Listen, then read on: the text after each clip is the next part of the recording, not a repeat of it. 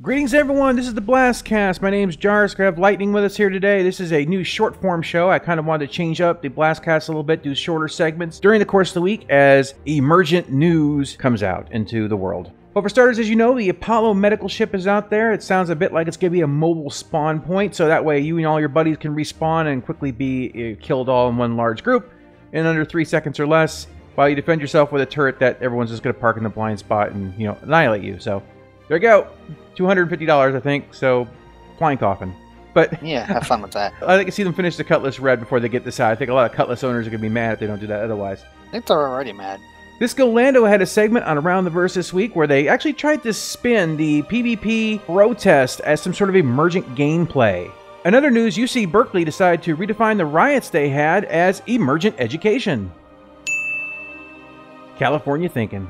On Around the Verse, CIG showed off their turret fix, which seems to work really well as long as your opponent doesn't move and the ship you're on doesn't move either. Watch the ship kind of slowly drift around and they miss a lot of the shots, and eventually the parked ship explodes. Amazing. According to the people on the PTU, the turrets are giving a form of auto-aim, and, well, I think it's kind of funny because, Lightning, you and I talked about that's the only way they're going to be able to do anything with this with the pacing of the game, didn't it? More than a year ago? We've mentioned it a couple times. Yeah, sounds like they're doing it. It's a Scooby-Doo mystery. The larger, slower weapons in the game are being turned into semi-automatic weapons, which means you have to pull the trigger each time you want to fire the weapon. In other high-tech news, people have developed macros on your computer, so you can go ahead and just reverse all of that. Just cut out the middlemen, CIG. Leave it as it is. Yeah, I got a G710 mechanical keyboard, and I got 6 hotkeys, so I can just make every single one of them just repeatedly press the fire button. Exactly. It's stupid. Anyone can work around this, so whatever. They're just adding an extra step. In forum news, I was invited to a special Discord. Apparently this Discord is inhabited by a lot of the meta-playing PvP players who like Twitch FPS space combat, and the flight development team for CIG sits in there taking advice from people like Malagos. I actually think this is a great idea because it'll help us arrive at the scene of the crash that much faster when everything eventually just swirls out of control and explodes. But if you think it's a good idea to have the developers not interacting on the forums, instead going to a private Discord where they can go ahead and basically listen to all the meta players about how to make the game more meta so less people actually want to play it than before. If you think that's a good idea, let them know about it on the forums. And also if you don't think it's a good idea. Well, they're not reading the forums, so it doesn't matter. That's a good point. Say what you want in the forums. It doesn't matter anymore. Now, shortly after I had this invitation, which I declined because, as I said to them, if I want to get gangbanged, I'll make a time machine and go back to the 1960s free love era, because frankly, there's no point to me jumping in and getting jumped on by a bunch of people who only believe that the game should be like an FPS. Pilots versus FPSers. Don't get me wrong, people like Malagos are great Twitch players. They're not pilots. Sorry, there's no flying in Star Citizen currently. There was someone that used a really great phrase in our Discord. I wish I could remember what it was right now. But it's pretty much just what you said.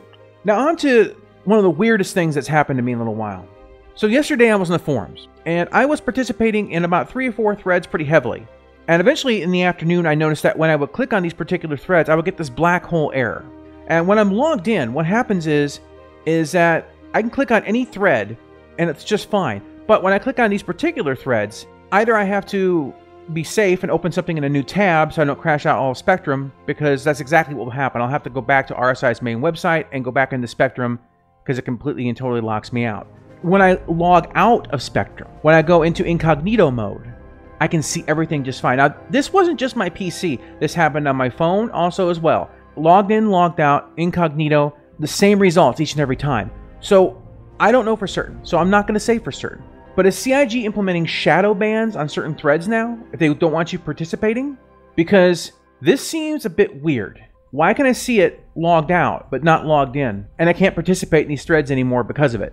I want your thoughts. Is this going to be their new little tool under their belt? There was nothing I said that they could ban me for, especially since I was linking their own video of the 2014 CitizenCon, explaining why turrets worked in that video because of pacing, basically lack of high-velocity vector changes.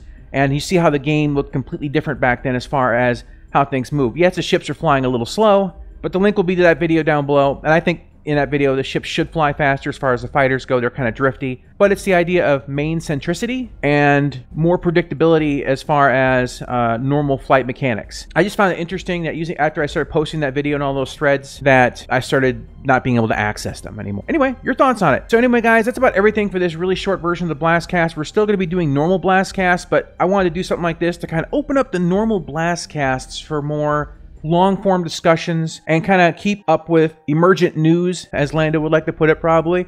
Any final thoughts, Lightning? Not really.